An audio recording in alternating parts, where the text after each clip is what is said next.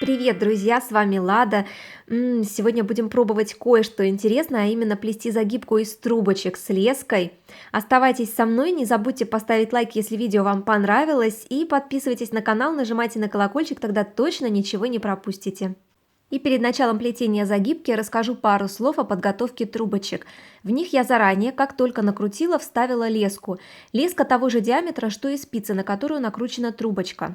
У меня леска для триммера диаметром 1,3 мм, и покупала я ее в строительном магазине. Но можно использовать и рыболовную леску, если диаметр вам ее подходит, и она дешевле. Итак, вставила леску в трубочки, и затем эти трубочки покрасила, и потом уже обработала пропиткой. Ссылку на видео, где я трубочки обрабатываю пропиткой, я обязательно оставляю в описании. Не забывайте заглядывать туда, потому как там много нужной полезной информации, а также разные ссылки на интересные мастер-классы. Во время покраски и обработки трубочки немного разбухают, и леска прочно фиксируется внутри. Трубочки готовы.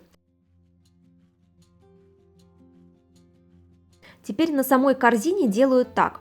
За один ряд до окончания плетения обрезаю нынешние стойки и вставляю новые с леской. Проплетаю последний ряд, закрепляю их внутри, прячу рабочие трубочки, и теперь можно делать загибку.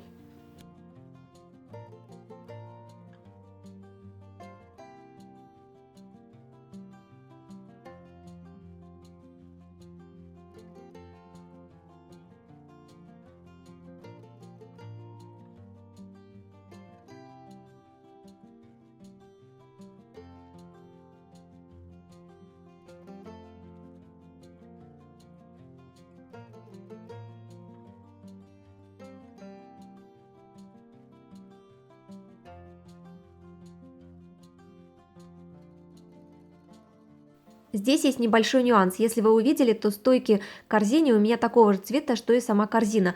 А вот трубочки с леской у меня совсем другого цвета, и они очень выделяются, когда их вставляешь в эти плетеные ряды.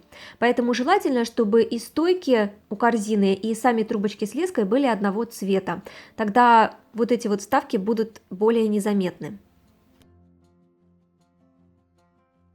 Загибка в этот раз будет не совсем обычная, планирую сделать ее чуток нестандартной, но, по крайней мере, у меня есть такая мысль, а там уже посмотрим в ходе процесса. Но суть будет не в этом. Суть этого видео — познакомить вас с таким способом, показать, что дает леска в трубочках, и, как вы видите, трубочки реально становятся похожими на лозу и очень плотные. В работе иметь дело с ними одно удовольствие, они даже на ощупь такие очень приятные. Загибка, как вы видите, не плотная, не совсем сложная. Мне интересно попробовать и показать вам плотность самих трубочек. Трубочки без лески так бы себя не вели, они бы уже давно смялись. Итак, сама суть загибки в следующем. Завожу каждую стойку за две следующих. Аккуратно, сильно не прижимая их друг к другу. Посмотрите, какие плотные трубочки. Ну просто одно удовольствие. Мне кажется, что я целое видео ими буду восхищаться, потому что здесь есть чем восхищаться и наслаждаться в работе.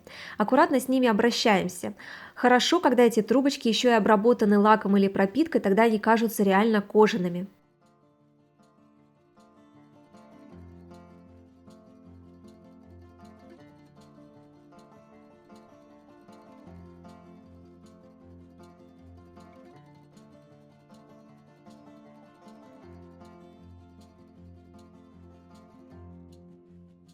Далее каждую трубочку, все они сейчас смотрят на нас, вовне, завожу под две следующих и вывожу наверх. Неплотно прижимаю их, тут главное не запутаться и следить внимательно за узором и порядком их укладки. Немного расправляю загибку, делаю больше ажура.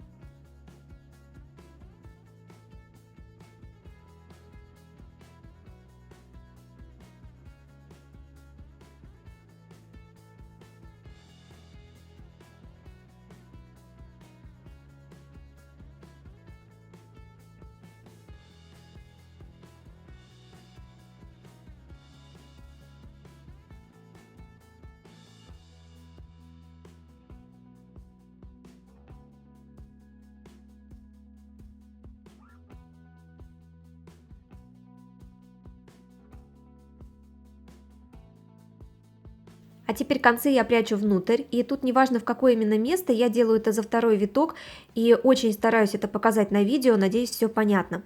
Главное, обращайтесь с трубочкой очень-очень аккуратно, когда ее сгибаете.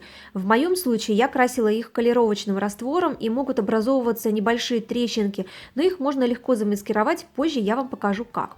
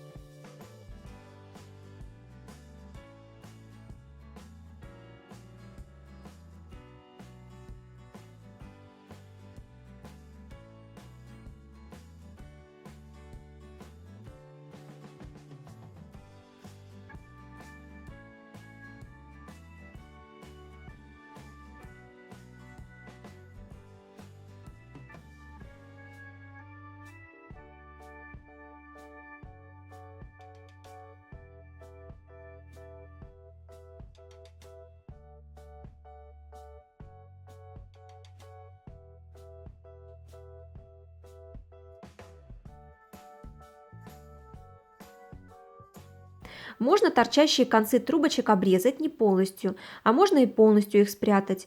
В загибке я хотела именно изначально их оставить, но потом решила все-таки их убрать.